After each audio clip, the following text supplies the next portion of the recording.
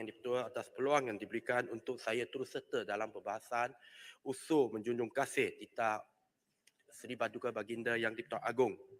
Saya mengambil kesempatan pada perbahasan pertama saya untuk penggar Parlimen ke-15 ini mengucapkan terima kasih kepada pimpinan DAP yang telah memberikan mandat sekali lagi letakkan saya calon untuk Parlimen Rasa, dan juga ucapan jutaan terima kasih kepada pengundi rasa yang telah memberikan mandat kali kedua untuk saya mewakili pengundi rasa, penduduk rasa di Dewan Yang Mulia ini. Dengan majoriti yang besar, walaupun kita tahu ada gelombang hijau, tapi Negeri Sembilan setakat ni belum lagi nampak. Jadi, terima kasih kepada pengundi rasa. Pada petang ini, saya ada beberapa perkara yang saya nak sebutkan. Yang pertama adalah berkenaan dengan kerajaan perpaduan, selepas itu reformasi institusi Malaysia Madani, kos sara hidup, dan akan menyentuh beberapa perkara yang berkaitan dengan kementerian-kementerian yang terbabit. Perkara pertama yang saya nak sebut adalah berkenaan dengan kerajaan perpaduan. Seperti mana sedia maklum, kali pertama dalam sejarah pilihan raya negara kita, selepas PIU ke-15, pada malam tersebut, dia ada gabungan ataupun pakatan yang mendapat majoriti. Jadi dengan kebijaksanaan Seri Paduka Baginda Yang di-Pertua Agong, Baginda telah memanggil ketua-ketua gabungan parti untuk menghadap, dan seterusnya Baginda telah membuat keputusan yang bijak untuk membentuk kerajaan perpaduan. Saya rasa ini menandakan satu dimensi baru dalam sistem demokrasi negara kita. Sebab di banyak negara Eropah, memang sejarah pilihan raya mereka menunjukkan bahawa tidak akan ada parti yang boleh mendapat majoriti pada hari keputusan PIU diumumkan. Walaupun ia kali pertama, tapi paling penting adalah negara kita, rakyatnya matang, tidak ada huru hara, tidak ada kacau bilau, segalanya aman dan damai, dan rakyat meraihkan pembentukan kerajaan perpaduan yang kita ada hari ini. Dengan undi popular ketika PIU yang ke-15 menunjukkan bahawa gabungan parti daripada kerajaan perpaduan yang kita ada telah memenangi hampir 70% undi ketika PIU ke-15, yang menandakan bahawa lebih 2/3 pengundi yang keluar mengundi tempoh hari sebenarnya mendokong gabungan parti-parti dalam kerajaan perpaduan yang kita ada hari ini. Datuk Yang di-Pertua. Rasa mohon mencelah boleh. Sikit soalan. Ya, Syalam.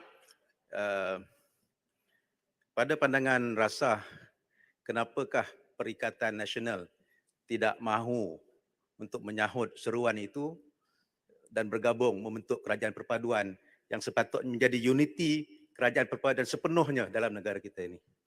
Terima kasih. Terima kasih Yang Berhormat Shah Alam. Itu saya rasa saya tak mau bazir masa saya. Masa saya terhad tinggal 10 minit untuk komen pasal mereka. Biar dia rakyat tengok sendiri. Bagus tu yang rasa, mereka rasa tidak bagus. mahu, yang biar rakyat nampak mereka tidak mahu terlibat dalam agenda perpaduan negara yang disarankan oleh Seri Paduka Baginda Yang di-Pertua Agong sendiri. Jadi siapa yang terhaka nanti rakyat tahulah. Seterusnya, topik yang saya nak sarankan adalah berkenaan dengan reformasi institusi. Saya nak sebut 3 perkara pada hari ini. 3 institusi utama saya rasa kena bagi reform yang secukupnya.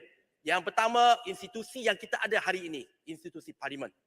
Kita sedia maklum, saya dengar ada rakan-rakan pernah sebut Akta Perkhidmatan Parlimen 1963 yang telah dimansuhkan pada tahun 92 perlu dihidupkan, perlu dikembalikan. Saya menyokong dan saya berharap di bawah pimpinan Datuk Yang di-Pertua yang baru kita dapat diberikan otonomi Parlimen di bawah konsep doktrin pengasingan kuasa. Jangan Parlimen diletakkan di bawah eksekutif. Bukan kita nak lawan eksekutif, tapi doktrin pengasingan kuasa itu sendiri.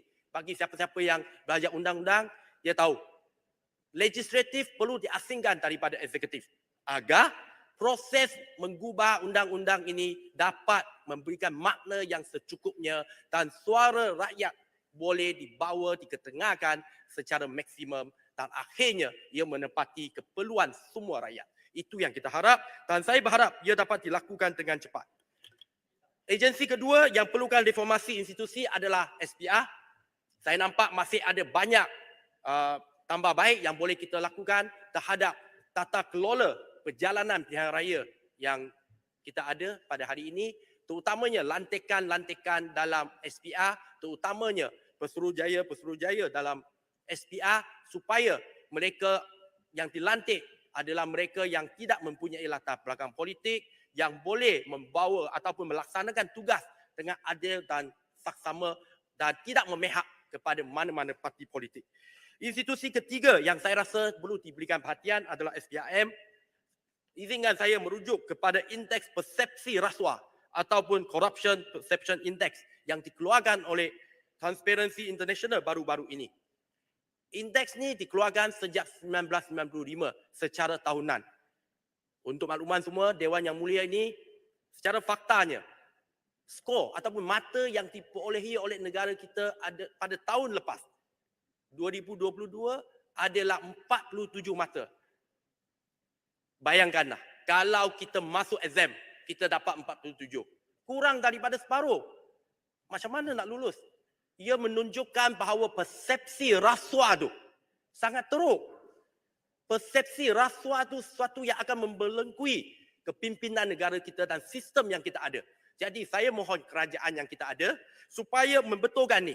Kita pernah betulkan, kalau kita merujuk kepada fakta, tahun 2019 ketika pimpinan Pakatan Harapan dulu, indeksnya Malaysia mendapat 53 mata, Wahas tahun sebelum tu 47. Iaitu di bawah kepimpinan rejim lama 47, Pakatan Harapan lonjakannya kepada 53 mata. Kalau tahun 2019 kita boleh lakukan, saya percaya tahun 2023 dengan kepimpinan kerajaan perpaduan di bawah kepimpinan Yang Amat Berhormat Tambun, kita boleh lonjakkan perolehan mata daripada 47 sekali lagi kepada 53. Sebab saya ikut laporan ni, kenapa 47? Parlimen tak bersidang, tak diluluskan pakej rancangan ekonomi dan sebagainya. Dan perkara-perkara ini sekarang ni di bawah kerajaan baru tidak akan berlaku. Dan saya yakin Yang Amat Berhormat Tambun sendiri selaku seorang reformis, beliau cukup prihatin terhadap perkara ini. Dan saya juga berharap supaya semua gabungan, tak kira daripada kedua-dua pihak, sama-sama kita mendokong, kita boleh melonjakkan kedudukan Malaysia supaya orang tak pandang kita sebagai negara yang lazim melakukan rasuah. Seterusnya, Tuan Yang Ketua, perkara yang saya nak sebutkan adalah berkenaan dengan masyarakat madani yang menggariskan 6 tonggak. Saya gunakan peraturan 37 Yang Berhormat. 6 tonggak, saya berharap 6 tonggak di bawah masyarakat madani Malaysia ini mendapat sokongan semua. Saya sebut secara terbuka. Ketika Yang Amat Berhormat Perdana Menteri ke-9 Yang Berhormat Bera dulu, beliau menyebut tentang keluarga Malaysia. Beliau menyeru semua sokong. Kita pun sokong. Pembangkang ketika itu pun sokong. Sebab ia untuk keberlangsungan, kemajuan dan pembangunan negara. Jadi saya mohon semua supaya berlapang dada. Tak kira di pihak kerajaan atau pembangkang. Sama-sama kita menyokong dan mendokong konsep Malaysia Madani yang disarankan oleh Yang Amat Berhormat Tambun pada hari ini demi kelangsungan, demi pembangunan negara Malaysia tercinta kita. Isu seterusnya, Tuan Yang Di-Pertua, kos sara hidup. Saya sebut kos sara hidup dah 2 tahun saya sebut di sini. Kalau 2 tahun sebelum ni, saya pakai pelitup muka ketika berbahas. Hari ini saya buka pelitup muka untuk berbahas, tapi isunya tetap sama. Bukan sebab kalau pembangkang dia, kerajaan dia cerita lain. Ada orang, waktu dia jadi menteri, dia tak nampak ada isu telur. Lepas tu tak jadi menteri, dia nampak isu telur. Tidak, isu ni berlaku. Yang Berhormat Hulu Terengganu, sahabat saya ada di Dewan pada petang ni. Beliau boleh tahu apa yang saya sebut. Walaupun pelayanan parti, we work together. Apabila Yang Berhormat Hulu Terengganu menjadi timbalan menteri KBDN HCP dulu. Isu minyak pakej, saya nak sebut secara terbuka hari ini.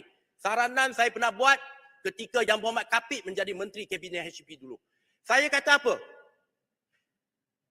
Kota 60,000 tan metrik sebulan tak cukup. Sebab pengguna yang gunakannya dah ramai.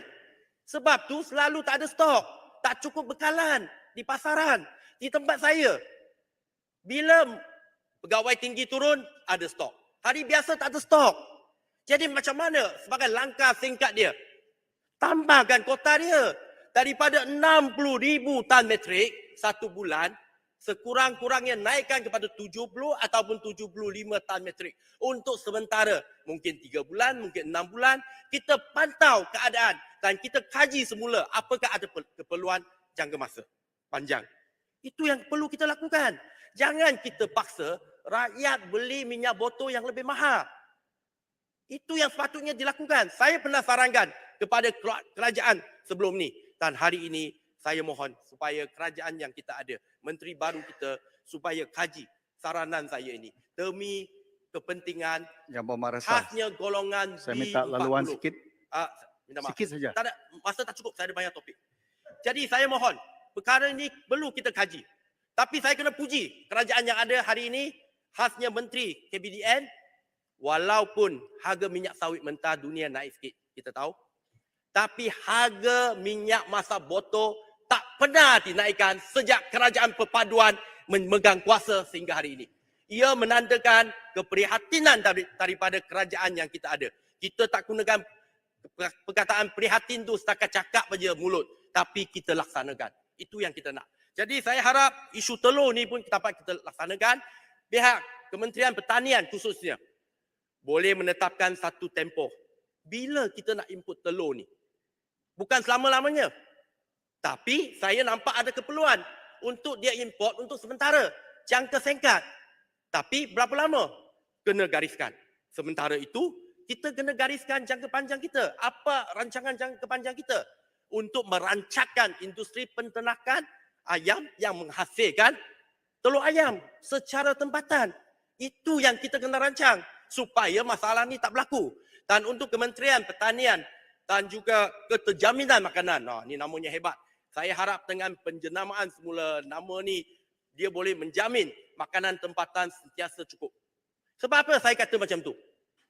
Kita ni, negara kita aman damai. Cuaca kita bagus. Saya pernah pergi Berlin, Germany.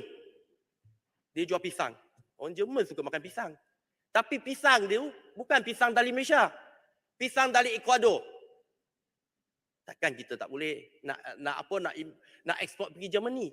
Jadi farmer kena lebih proaktif dalam menembusi pasaran yang ada.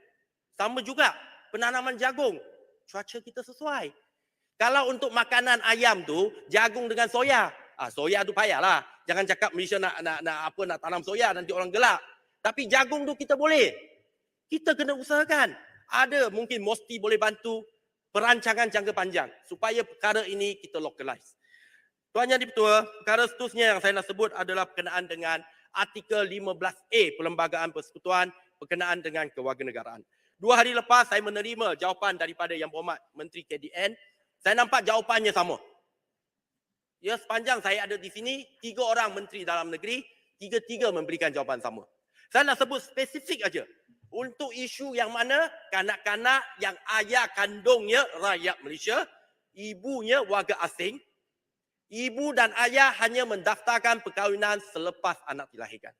Nak kata salah anak ni ke? Nak kata salah ayah dia. Jangan kita menjadikan anak ni sebagai mangsa.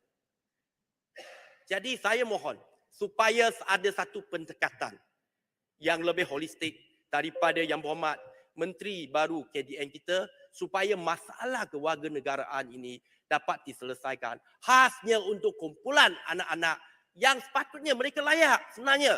Tapi kesilapan daripada ibu bapa mereka yang gagal mendaftarkan perkahwinan mereka sebelum anak dilahirkan menyebabkan mereka tak layak jadi rakyat Malaysia. Jadi saya mohon satu pendekatan yang holistik daripada Kerajaan Perpaduan. Dan perkara terakhir, Tuan Yang Di-Pertua, sebelum landing adalah berkenaan dengan Kementerian Kerja Raya. Walaupun menteri tak ada, tapi saya nak sebut perkara ni penting. Perkara ni dah berlaku sejak awal tahun lepas. My RFID. Ini moden. Ini dia gunakan Sina. Sila gulong. Ya, dia gunakan Sina RFID tu. Saya mohon supaya KKR tinjau semula, pantau semula keperluan sebab banyak lorong yang asalnya Smartech telah diganti dengan My RFID yang menyebabkan banyak lorong sebenarnya long queue.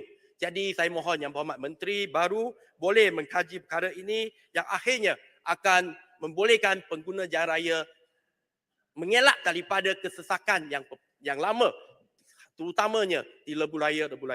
Terima kasih Tuan Yang Di-Pertua atas peluang yang diberikan. Jadi sekian saja ucapan saya. Terima kasih. Terima kasih Rasa.